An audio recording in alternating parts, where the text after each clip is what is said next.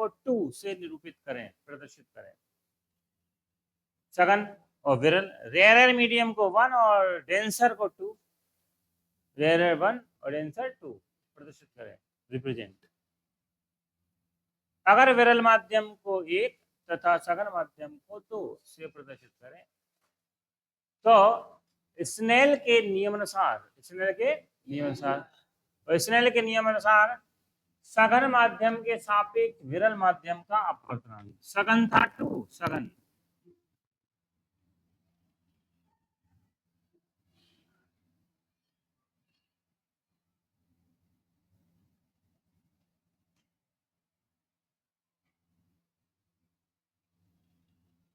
Snail का नियम, सघन था 2n1, सघन का विरल के सापेक्ष, सघन माध्यम के सापेक्ष विरल माध्यम का अपवर्तनांक 2n1 बराबर sin i upon sin r। Snell का नियम क्या था? i upon r, sin i upon sin r। समीकरण नंबर कौन सा हो गया? 1। अब क्रांतिक कोण कब होता है? जब आपतन कोण I क्रांतिक कोण C हो। कब होता है? जब IC हो तब R क्या हो जाता है? 90। अपवर्तन कोण क्या हो जाता है? 90। IC के बराबर हो जाता है तो R क्या हो जाता है? 90। आपतन कोण का मान जब क्रांतिक कोण के मान के बराबर C के बराबर, तो कब? जब R बराबर 90 हो जाता है तो I बराबर C रख दो, R बराबर 90। समीकरण 1 में तो 2n1 2n और 2n1 बराबर क्या होगा? देखो यहाँ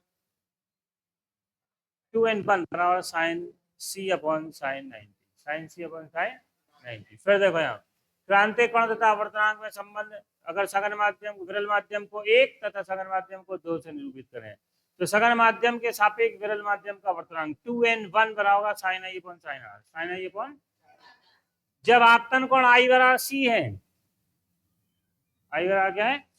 तब अपवर्तन कोण R बराबर 90, I बराबर C रख दो, R बराबर 90 रख दो, और साइन 90 की वैल्यू होती है 1। साइन 90 का मान क्या होता है? 1। साइन 90 की जगह 1 आ गया तो साइन 90 बराबर 1 आ गया। और हम जानते हैं क्या? 2n1 बराबर होता है 1 अपॉन 1n2। इससे पहले अपन ने पढ़ा था उत्क्रमणीयता। अगर अपवर्तनांक पलटना हो, माध्यम सापेक्ष पलटना हो, सघन से विरल में जा रहा है, विरल से सघन में जाए तो 1n2 बराबर होता है 2n1, 2n1 बराबर होता है 1 अपॉन 1n2। 2n1 था तो क्या गया? 1 अपॉन 1n2 बराबर के तरफ साइन C का मान तो C ही और 90 का मान 1। उलटने पर उलट दोगे तो 1n2 बराबर, जब उलट जाएगा तो 1 अपॉन साइन C। जब प्रकाश, जैसे एक एग्जाम्पल है, जब प्रकाश कांच में से वायु में जा रहा हो, ये कांच सघन माध्यम हो गया, कांच विरल क्या हो गया? वायु। जब कांच में से वायु में जा रहा हो, कांच से वायु में जा रहा हो तो वायु के सापेक्ष कांच का अपवर्तनांक ANG बराबर होता है 1 अपॉन साइन C। A1NG वायु के सापेक्ष कांच का, वायु के सापेक्ष बराबर 1 अपॉन साइन C। यही क्रांतिक कोण तथा अपवर्तनांक में संबंध है। हेलो, हाँ हाँ बोलो। अभी धूप है, अभी नहीं, थोड़ी देर बाद। ठीक है, यहाँ देखो सघन माध्यम को अगर 2 और विरल को क्या मान लिया? 1। विरल को 1 तथा सघन को 2 मान लिया तो स्नेल के नियम अनुसार, कौन से नियम अनुसार? स्नेल। और स्नेल का नियम क्या होता है? स्नेल के नियम अनुसार, स्नेल के नियम से सघन माध्यम के सापेक्ष विरल माध्यम का अपवर्तनांक 1 2n1, सघन माध्यम हो गया 2 और विरल क्या हो गया? 1, sine i upon sine r। अब आप क्रांतिक कोण किसे कहते हैं? जब IC है तो R 90 है, IC के बराबर होता है जब, कब? R बराबर 90। तो I जहां है वहां C रख दो, R बराबर 90 रख दो, I की जगह C रख दिया, R बराबर 90। साइन 90 की मान होता है 1। साइन 90 क्या होता है? और 2n1 पलट दोगे तो 1 अपॉन 1n2 हो जाएगा। 2n1 है, पलट दोगे तो क्या आएगा? 1 upon 1n2। Sign C sign 90 का मान 1। इसे उलट दो पूरा तो 1n2 बराबर होगा 1 अपॉन साइन C। जब प्रकाश कांच से वायु में जा रहा हो, पूछा वायु के सापेक्ष हो, जब प्रकाश कहां से जा रहा हो, कांच से वायु में तो जा रहा है, परंतु पूछ क्या रहा है, वायु के सापेक्ष कांच का ANG बरा होगा बर अपॉन साइन जी। ये अपवर्तनांक तथा क्रांति कोण में संबंध है। चित्र बना लिया, निकाल लो मेरे से क्या चल रहा है। तो देखो यहाँ पर घातांक के सूत्र है, सबसे पहला है a की पावर m इंटू a की पावर n बराबर होता है a की पावर n प्लस आधा समान है, गुणी क्रिया में घातें जुड़ जाएंगी प्लस हो जाएंगी, आधा समान बटी क्रिया घातें घट जाएंगी माइनस हो जाएंगी, तो घात पे घाते तो घातों का पावर अगर जीरो है किसी भी संख्या की उसका मान 1 होता है, और माइनस है नीचे लाओगे 1 अपॉन द प्लस। ठीक, इनका रूल इसका यूज करना है तो अपने सवाल द्विघात में कन्वर्ट हो जाएगा। देखो यहाँ सवाल नंबर 12। अब क्वेश्चन नंबर 12 क्या था, देखो 5 की पावर है 1 प्लस एक्स,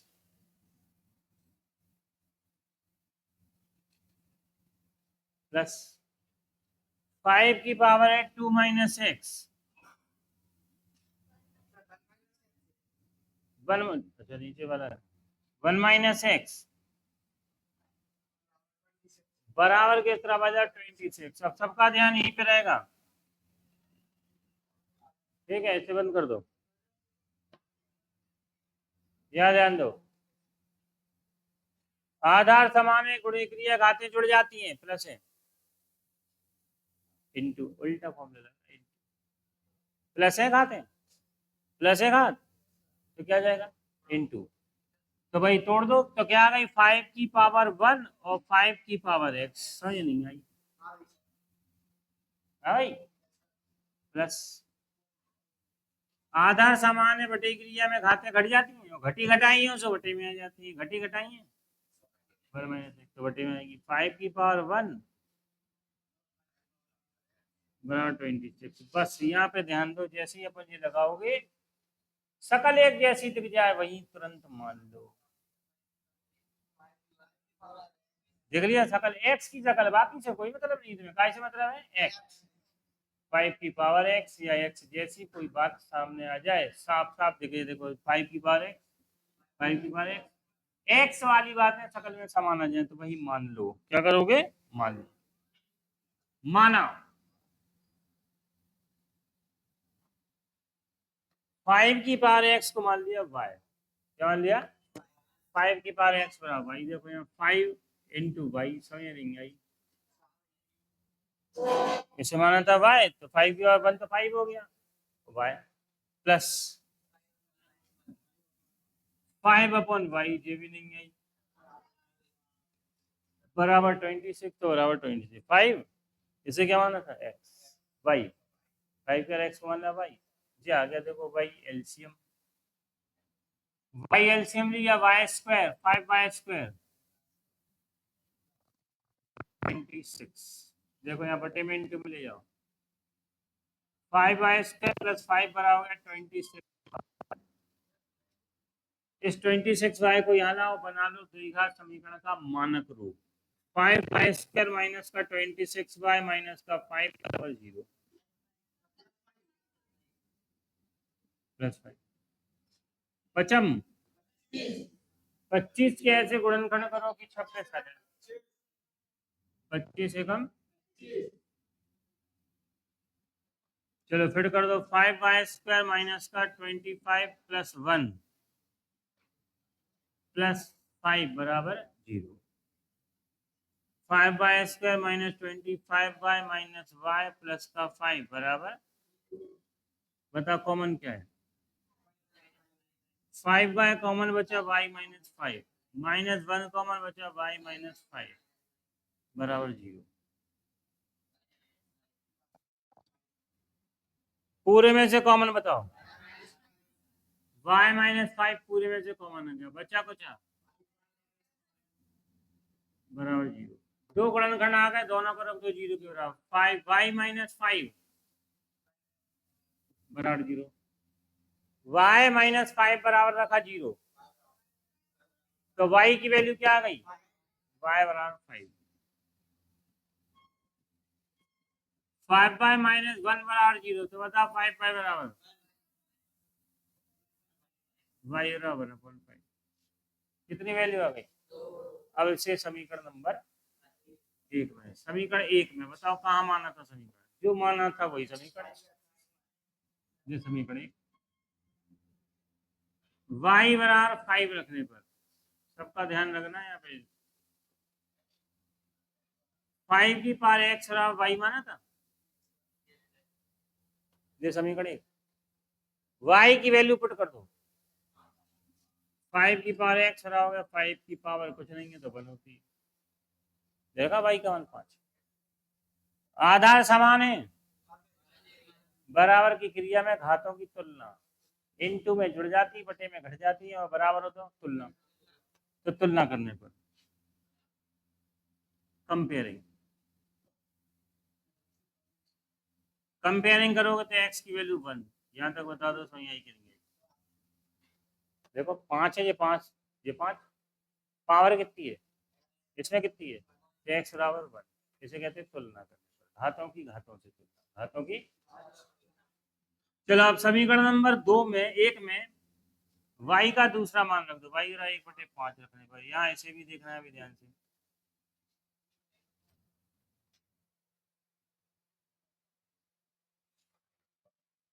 तो समीकरण नंबर 1 क्या था, y 5 की पावर x बराबर y, 5 की पावर x बराबर y का मान 1/5, समझ नहीं आई, आ गई, मगर ये 5 नीचे है, ऊपर ले जाना पड़ेगा, पावर कितनी है इसकी 1 है, ऊपर जाएगी तो 5 की पावर x बराबर हो गया x की 5 की घात माइनस 1, अब फिर आदर समान आ गए, बराबर की क्रिया में घातों की तुलना, क्या कर दोगे, घातों की तुलना करो, x बराबर, ध्यान से बताओ, इसमें ये आई पावर वाले क्वेश्चन है, काय के हैं, मगर इसमें घातांक के सबरे फॉर्मूले लगेंगे बार बार, फिर देखो और आगे इसी टाइप का देखो 13 वाला भी है,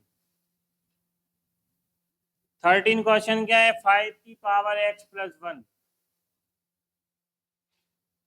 प्लस 5 की पावर 2 माइनस एक्स बराबर के तरफ 5 की पावर 3 प्लस 1, प्लस 1 नीचे है, फिर अपन आ जाएंगे भाई, आधार समान है, गुणे क्रिया तो घातें जुड़ जाती हैं, और जुड़ी जुड़ाई है सो, देखो आधार समान है, गुणे की क्रिया तो घातें क्या आ जाती हैं, प्लस हो गई, और प्लस हो तो प्लस है तो इंटू में आ जाएंगे अलग अलग, तो 5 की पावर हो गई x, भाई का जैसा नहीं आई, दूसरा फॉर्मूला आधार समान है, बटे की क्रिया है, तो घाते क्या हो जाएंगी, भाग की क्रिया, बटे में देखो माइनस है तो क्या होंगी, बटे में आ जाएंगी, तो 5 की पावर 2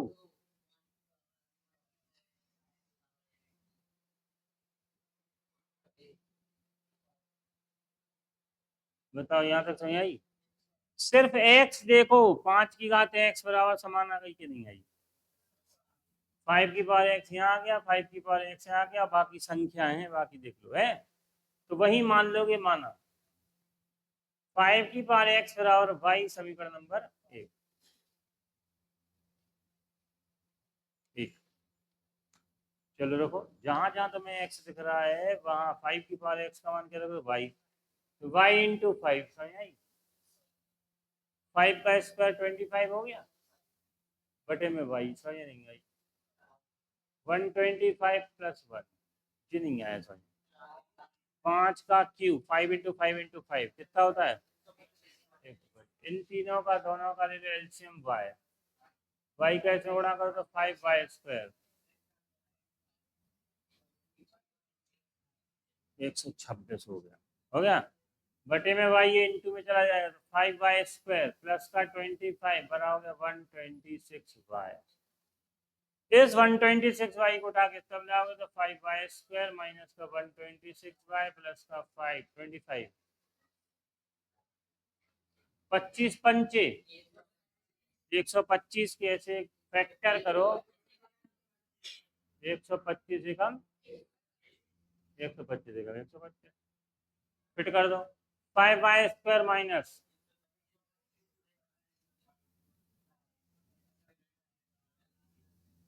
बराबर 0। यहाँ देखो 5y² ब्रैकेट खोलना है, देखो यहाँ 125y माइनस, बताओ है कुछ कॉमन? 5y कॉमन, क्या बचा? माइनस का 1 बराबर पूरे में से कॉमन बताओ। y-25 पूरे में से कॉमन बचा कुछ? अब दोनों गुणनखंडों को रख दोगे बारी बारी से 0 के बराबर। पहला गुणनखंड है y-25 बराबर 0, तो y बराबर हो गया 25, एक मान आ गया। अब दूसरा कौन है? 5y माइनस 1 बराबर 0, तो 5y बराबर हो गया 1, तो y बराबर, जो y का मान दूसरा आ गया 1/5 आ गए दोनों। फिर ऐसे समीकरण नंबर 1 में रखोगे, समीकरण 1 में y बराबर 25 रखने पर, चलो पहला समीकरण है 5 की पावर x बराबर कितना है y, 5 की पावर x, y का मान क्या है? अब ये 5 की घात है, इसे ही 5 की घात बना लो। 25 कैसे कहते हैं? 5 की घात 2। फिर आगे जो घात समान घातों की क्या होगी?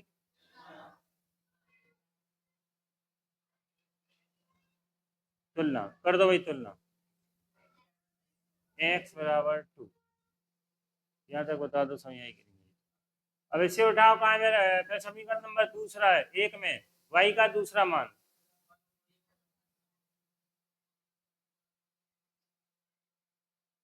समीकरण 1 में y बराबर रख दिया 1/5।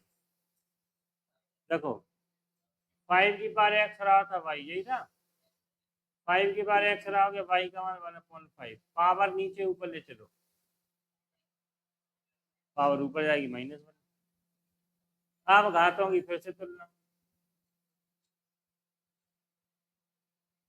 कर दो, तुलना तो x रहा कितना हो गया? तो 2 मान